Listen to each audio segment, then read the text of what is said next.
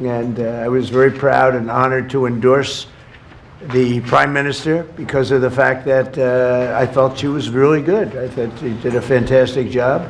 I respect her a lot, so I gave her an endorsement. And she had the most successful election, in my opinion, in the history of Japan, won by the most ever. So we have a very popular, powerful woman, and she's a great woman. We have a very fine relationship, and we're going to be talking about trade and many other things.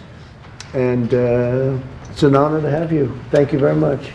皆様ありがとうございます。本日は非常に特別な方にいらしていただいております。歴史的な選挙の圧勝ということで、私と共通するものがあると思います。私たち素晴らしい絆を持っておりまして、だからこそ私の方からも応援のメッセージを出させていただきました。素晴らしい人であり、私も心から尊敬している方です。日本の歴史上最も素晴らしい選挙で圧勝したということで、人気の高い女性であり、すごい方だと私も思っております。本日に関しては貿易その他の課題について多く話をする予定です。Thank you, Donald, for inviting me to the White House today. Thank you. My visit is timely, so given the current situation. So. Oh, please, yes, okay. absolutely. You have a very good interpreter. Yeah. Who I've known Your friend. for a long time with Shinzo. Your friend. 今中東情勢も含めて、それから世界中の安全保障環境が非常に厳しい状況にあります。Right now, situations in the Middle East and also the entire world, we are actually experiencing a very severe security environment.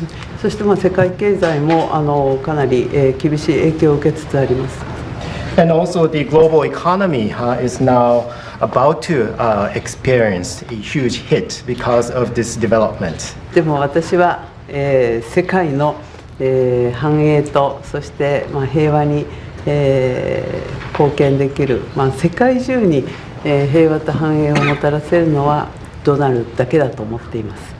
But even against that backdrop, I firmly believe that it is only you, Donald, who can achieve peace across the world.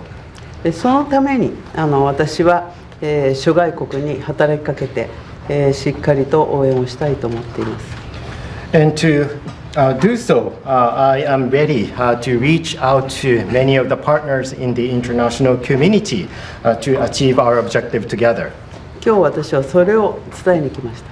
So today I came here at the White House to directly convey this message to you. そしてイランに関してはもう核兵器の開発、これは許されてはならないことですから、日本も働きかけをしてきました。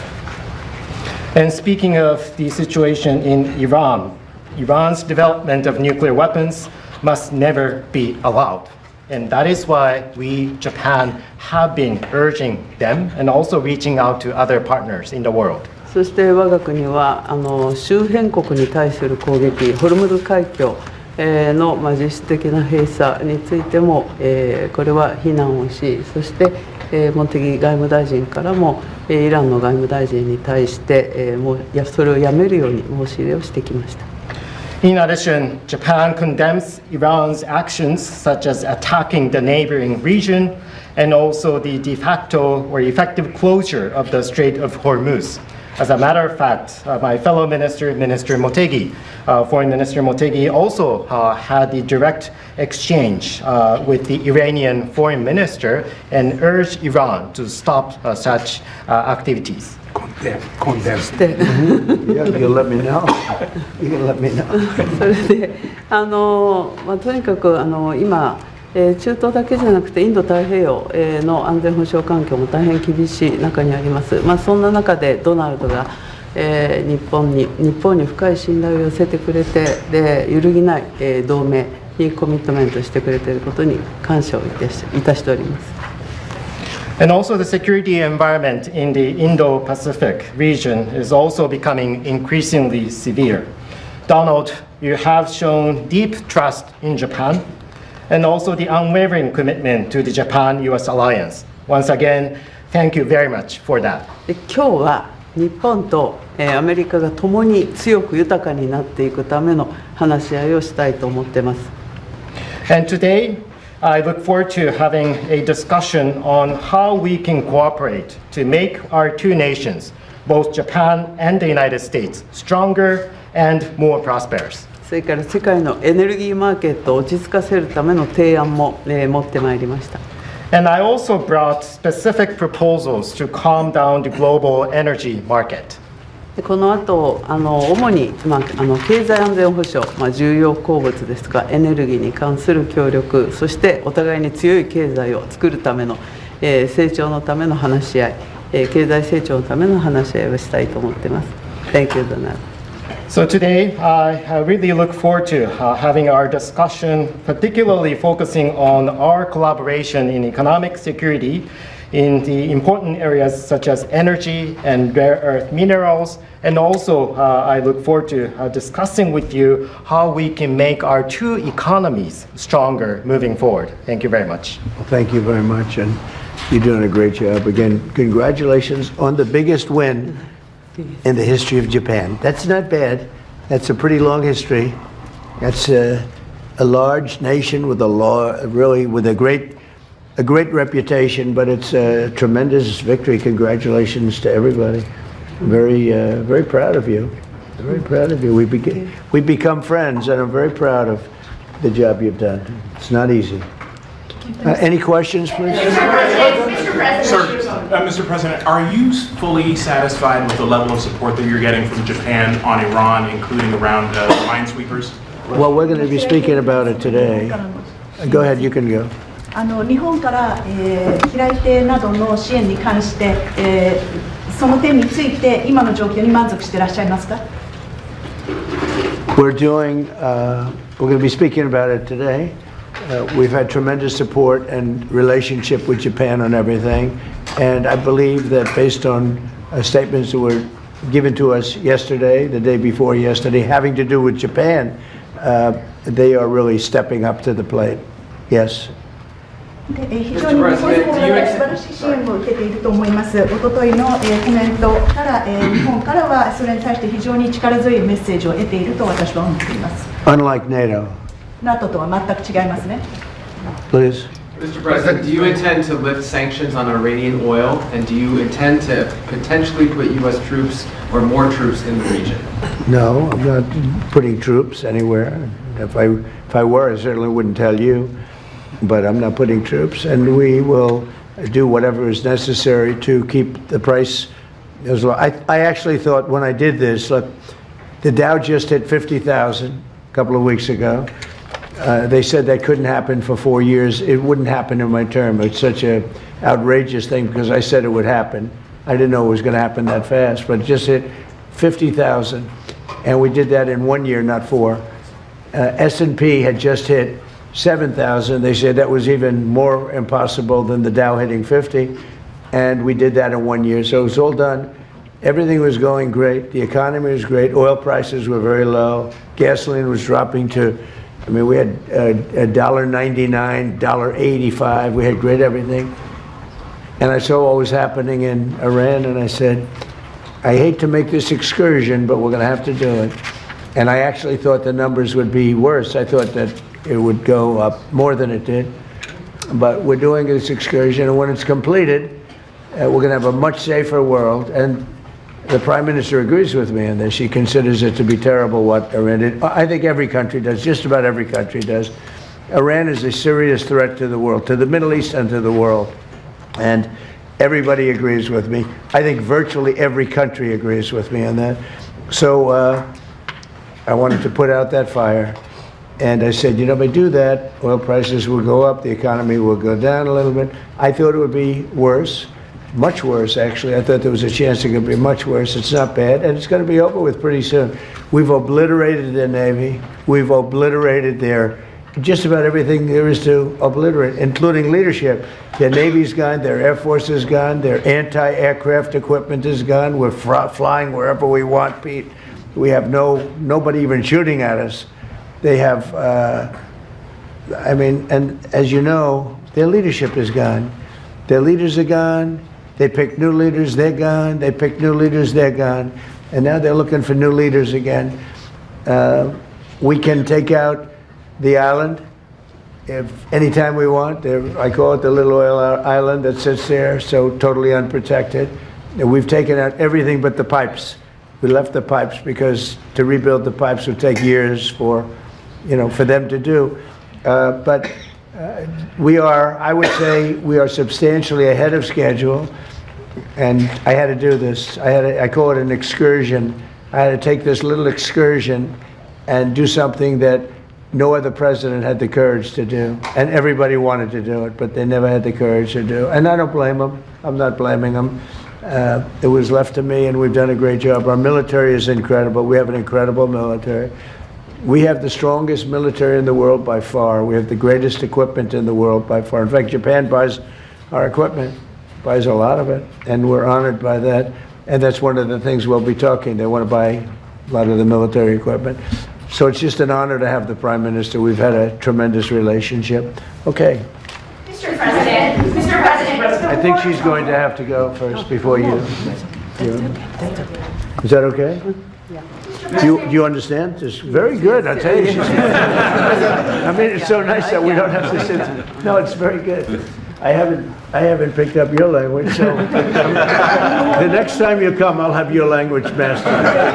All right, go ahead. If the war is almost over, why is the Pentagon going to ask Congress for an additional $200 billion? Well, we're asking for a lot of reasons beyond even what we're talking about in Iran.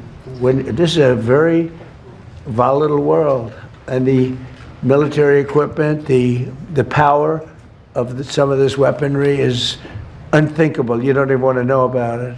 Oh, you could end this thing in 2 seconds if you wanted to, but we are being very judicious. But we want to do. Don't forget, Biden gave away. I rebuilt the military in my first term.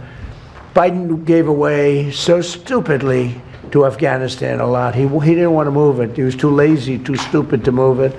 But it was a very small amount. It was a lot, but it was very small relative to what I purchased and what I built. We want to have vast amounts of ammunition, which we have right now. We have a lot of ammunition, but it was taken down by giving so much to Ukraine. They gave so much. Biden gave $350 billion worth of cash and military equipment to Ukraine, and he didn't rebuild anything. Fortunately, we have a lot. We have a tremendous, unlimited supply of what you'd call middle and upper middle armaments and military equipment, munitions, armaments, but munitions in particular. At the high end, we have a lot, but we're preserving it. We don't really need it, but we're building. Our manufacturers of military equipment are building at a level they've never seen before. They've never done before. Pete's in charge of it with all of us, really. But Pete's been very, very strong on it. The general and Pete, myself, the whole group. And Raytheon is building 4 factories. Lockheed is building 5 or 6 factories, and they're building them fast because we had a very tough meeting with them. They were going out and buying back stock for $51 billion in one case. They spent $51 billion buying back stock. Now they're not allowed to do that. And they are now building a tremendous, there's never been anything like it, what's taking place right now. So we're in very good shape, but we want to be in the best shape we've ever been in. We were that, when I rebuilt the military, we were in great shape, and then Biden blew it, and he didn't do anything. He didn't do anything.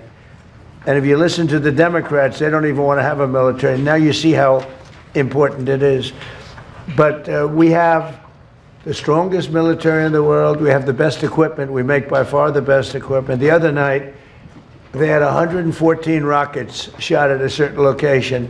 And out of 100 highly sophisticated rockets, out of 114 sophisticated rockets, every single one of them was shot down with our equipment. All our equipment. It's amazing, actually, how good it is. So we want to be sure, and it's a small price to pay to make sure that we stay tippy-top. Mr. President, you said... Treasury Secretary this morning said there were defections among Iranian leadership. Are you aware of that, and is there anybody the U.S. can work with as a leader going forward? Well, we have a man named the Treasury Secretary here, so maybe maybe he wants to discuss it. Does anybody know? Do you know who he is? Central Casting.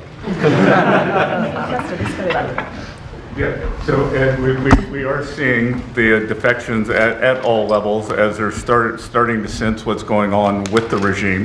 It doesn't get reported here in the U.S. very well, but we are trouncing them from the air, and the regime will probably collapse within itself. At Treasury, we've seen where they've wired their money out of the country. We're coming for that. We're going to get it back to the Iranian people. Mr. President, seeing defections?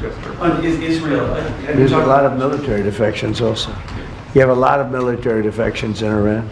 I don't blame them. Thank you, Mr. President. Have you talked to Prime Minister Netanyahu about attacking the oil and gas fields? Yeah, I did. I told him don't do that, and he won't do that. We didn't discuss. We do.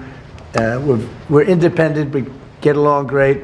It's coordinated, but on occasion he'll do something, and if I don't like it, and so we're not doing that anymore. And the last one, if I could, the Fed chairman told me yesterday that he plans to stay until a new Fed chairman is confirmed, and he also plans to stay on the board until the investigation of the Federal Reserve is done. Well, he's under investigation because he's building a building for hundreds of billions of dollars more than it's supposed to cost. The building you see over there is under budget and ahead of schedule. That's the ballroom. The ballroom is a much bigger building. It's a much more complex building than what he's doing, and it's at a fraction of the cost. Something is going on, whether it's contractors. That's what I do best in the world. I build great buildings. I've always done it, and I build them under budget and ahead of schedule. They could have $4 billion. This is a renovation job for $4 billion. And if you look at the building, it's not even, I don't know if Kevin Warsh is ever going to be able to move into it. It's been under construction for years. It's the most expensive building ever built. Now, I know it's gross incompetent because I happen to think he's grossly incompetent. Today, certainly you should be lowering interest rates, all right? Certainly, who would not lower them? But he's stubborn, and he's got Trump derangement syndrome. But a lot of people have that, it's not a curable disease. But he's also building, he should be lowering rates immediately. But he won't do that because he's a stubborn, incompetent person, and that's a bad thing. When you're stubborn and incompetent, I think it's the worst combination. And he's also not a smart person. But he's building a complex over there that's under his jurisdiction. He started it, and it's out of control. It's billions of dollars for a little building. I could have done that building and made it beautiful for $25 million. $25 million, and it would have been beautiful. Look what I've done at the White House, fixing it up, and I mean, the place was in bad shape. You see the floors and everything. It was in bad shape. I could have made that building beautiful for $25 million. They're spending $4 billion. All right, so there is criminality. Maybe it's with the contractor, but because I know more about contractors than any human being maybe that's ever lived, but that contractor is a very rich man. Whoever the contractor is, and we know, but whoever the contractor is an extremely rich man. He's going to make, he could make millions of dollars. I'm hearing numbers from $3 to $4 billion. That would make it the most expensive building on a square foot basis ever built in history. And you're not even building a building, it's a renovation. The exterior skin is staying, the steel is staying, the structure. So all I want to do is bring out to the public that this guy is incompetent. He's a very incompetent guy. And he may be a dishonest guy, but somebody's dishonest because there's no way that building can be $3 to $4 billion. Mr. President, on the Strait of Hormuz. Thank you. Please. Mr. President, you just mentioned Japan. This looks like one of your people right here. Thank you. Is he good or bad? Good. Is he a good reporter or bad? So. Not all right, looks like a nice guy. Go ahead. Mr. President, you just mentioned Japan is stepping up. What kind of the support do you expect from Japan in the future? Look, I expect Japan to step up because, we have that kind of relationship, and we step up for Japan. We have 45,000 soldiers in Japan. We spend a lot of money on Japan, and we've had that kind of a relationship. So I'm not surprised that they would step up. We don't need much. We don't need anything. I mean, honestly, we don't need anything from Japan or from anyone else, but I think it's appropriate that people step up. In the case of Japan, I hear they get more than 90% of their oil through the strait. So that's a big reason to step up. I mean, we've demolished, that country is close to demolished. The only thing is the strait. It's very hard. You could take two people and they could drop little bombs in the water and they're holding things up. We don't want that to happen. But honestly, Japan, China, Europe, parts of Europe, get a lot of their oil through the strait. We get none, practically. We're less than 1%. We don't have to be any percent. We don't even, I think we do it just to be nice. But we think of it, we don't use the strait. We're defending the strait for everybody else. And then in the case of NATO, they don't want to help us defend the strait, and they're the ones that need it. But now they're getting much nicer because they're seeing my attitude. They're getting much nicer. But it's, as far as I'm concerned, it's too late. UK wants to send aircraft carriers now. And I said, I want the aircraft carriers before the war. I don't want them after the war is won. They want to send me aircraft carriers after the war is. There's practically nobody to shoot at them. Their missile count is down, Pete. Maybe you could discuss it by about 90-something%. The drones are way down, and the factories are being demolished. Maybe. Yes, sir. Our missiles being shot are down over 90% since the beginning. One-way attack drones down 90% since the beginning, which is a reflection of overwhelming firepower. But you mentioned the most important part, Mr. President. Their defense industrial base. If you can't make more of it in the future, then you have a limited supply. And so we're going after all of their defense contractors that make all of their exquisite weapons and ensuring that even if they wanted to rebuild more launchers or more missiles, they couldn't in the future. And that's a level of devastation for their military that they've never seen before. So we have, in literally 2 weeks, we've demolished their Navy, their Air Force. All technology is gone. All communication is gone. And all of the leaders are gone. Other than that, they're doing quite well. Okay, how about one more question for the Prime Minister? Let me pick a beautiful person from Japan. A question for the Prime Minister. Go ahead. Me? Yeah, sure. Oh, he doesn't believe he's beautiful. Oh, okay. He's sounding shy. We're Japanese people. Of course, Japan and US are very good friends, but one question, why didn't you tell US allies in Europe and Asia, like Japan, about the war before attacking Iran? So we are very confused about we Japanese citizens. Well, one thing, you don't want to signal too much. When we go in, we went in very hard, and we didn't tell anybody about it because we wanted surprise. Who knows better about surprise than Japan? Okay? Why didn't you tell me about Pearl Harbor? Okay? Right? He's asking me, no, you believe in surprise, I think much more so than us. And we had to surprise him, and we did. And because of that surprise, we knocked out, the first 2 days, we probably knocked out 50% of what and much more than we anticipated doing. So if I go and tell everybody about it, there's no longer a surprise, right? Okay, one more for the Prime Minister. Mr. President. Are you good for the Prime Minister? Yes, go ahead for the Prime Minister. Thank you very much. Japan's TJ Press. Japan's biggest concern is China.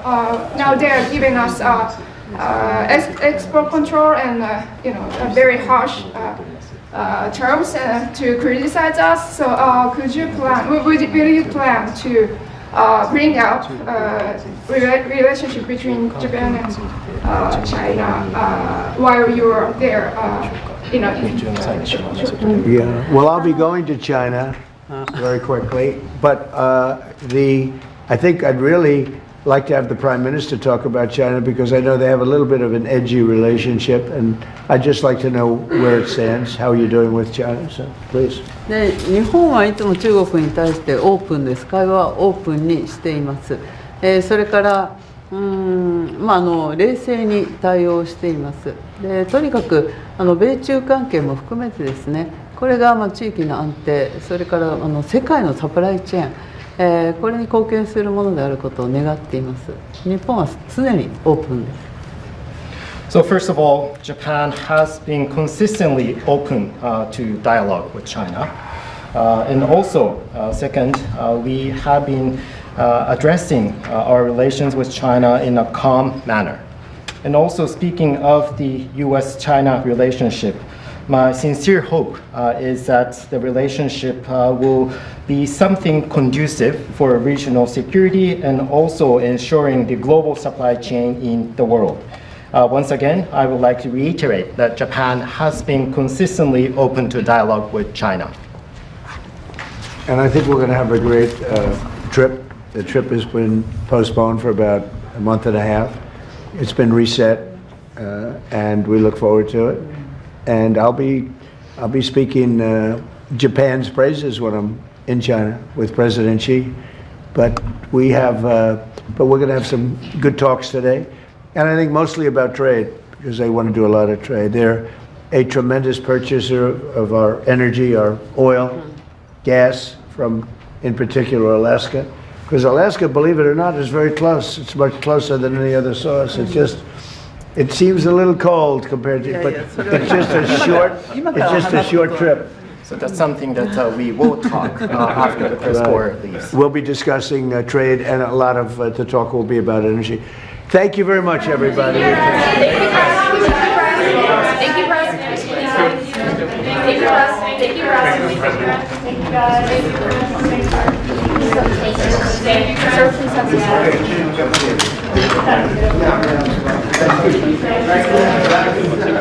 Did you get a medal for that?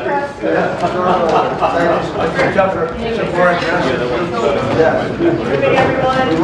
Thank you. Thank you, sir.